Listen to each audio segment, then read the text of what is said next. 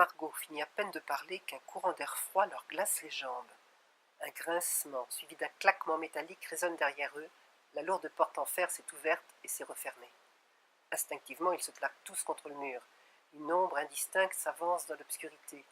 La faible lueur des interrupteurs accroche une mèche de cheveux blonds. La voilà, c'est elle, c'est Constance. Elle est entrée dans son cauchemar.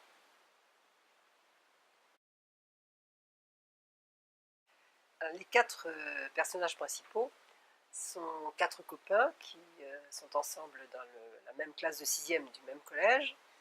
Et quand l'histoire commence, l'un d'eux raconte à ses copains que son petit frère n'arrête pas de faire des cauchemars, il crie toutes les nuits, ça l'empêche de dormir, il n'en peut plus, il ne sait plus quoi faire.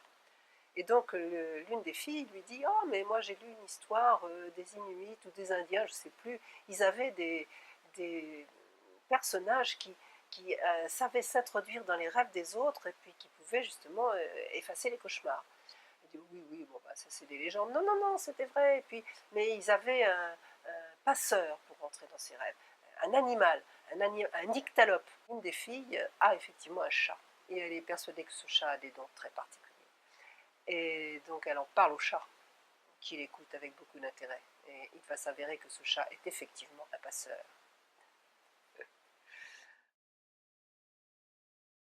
Et donc il y a Margot, celle qui a un chat, Inès, Jules et Mathieu. Évidemment, ils ont chacun leur caractère. Margot, c'est l'aventureuse des quatre, celle qui fonce toujours, qui a toujours les meilleures idées. Inès, elle est plus réfléchie, plus sensible.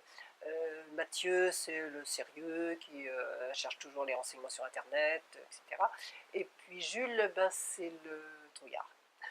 Et qui suit comme il peut, mais comme il est un peu amoureux de Margot, il ne veut pas se dégonfler, alors il suit la bande. Et ils vont bientôt comprendre que pour éradiquer le cauchemar, eh bien, il faut d'abord comprendre son origine. Voilà, c'est ça le plus important, c'est de comprendre l'origine du cauchemar.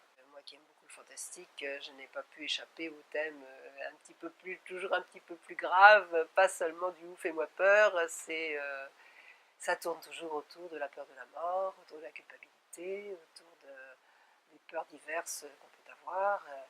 C'est ça qui est quand même la matrice des cauchemars. J'avais envie de faire quelque chose d'un peu différent des Dragons de Nalsara, qui était achevé, qui était une seule histoire en 20 épisodes. Là, mon idée, c'était plutôt de faire des histoires complètes à chaque épisode. Et le thème des cauchemars m'est venu, je pense, assez vite. Je pense à cause de souvenirs d'enfance, parce que j'ai fait beaucoup de cauchemars étant enfant, et des cauchemars récurrents. Et c'est de ça qu'on va traiter. C'est-à-dire que les gens qui vont s'adresser aux traqueurs de cauchemars pour leur demander de l'aide, ce sont des gens qui font des cauchemars récurrents.